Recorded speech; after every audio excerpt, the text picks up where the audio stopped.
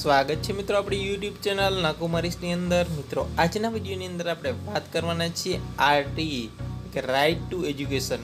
મિત્રો તમારા બાળકને જો તમે પ્રાઇવેટ સ્કૂલની અંદર મફત શિક્ષણ મેળવવા માંગો છો તો મિત્રો આ કાર્યક્રમ આવી ગયો છે। શૈક્ષણિક વર્ષ 2019-20 એટલે કે આરટીઈ એક્ટ 2009 હેઠળ જે પ્રવેશની પ્રક્રિયા છે સંભવિત કાર્યક્રમ આવી ગયો છે।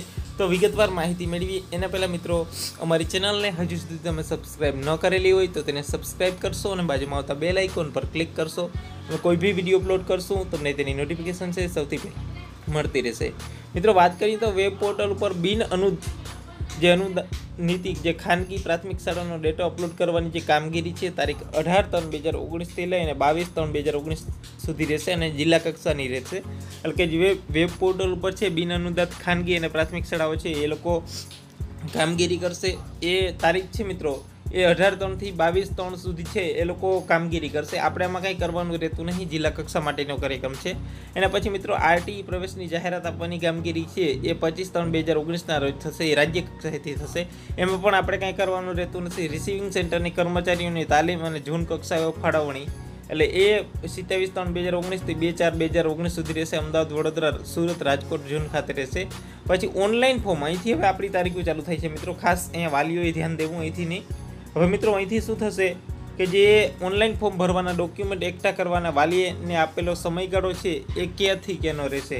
તો મિત્રો અહીંયા તમારે જે વાલીને આપેલો જે ફોર્મ ગાળો છે એ રાજ્ય કક્ષાએ રહેશે। 25/3/2019 થી 4/4/2019 રોજ રહેશે। એટલે કે વાલીઓએ જે બધા ડોક્યુમેન્ટ એકઠા કરી લેવાના। ઓનલાઈન ફોર્મ ભરવાની તારીખ છે મિત્રો 5/4/2019 થી લઈ 15/4/2019 રોજ રહેશે।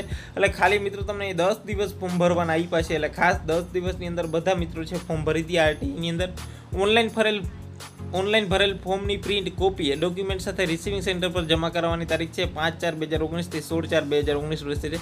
એ જિલ્લા કક્ષાના રિસીવિંગ સેન્ટર પર કરવાની રહેશે। મિત્રો આપણો એનો પણ એક વિડીયો બનાવશું, ક્યાં ક્યાં હેલ્પ સેન્ટર છે તેનો પણ એક નવીન વિડીયો બનાવી લેશું આપણે।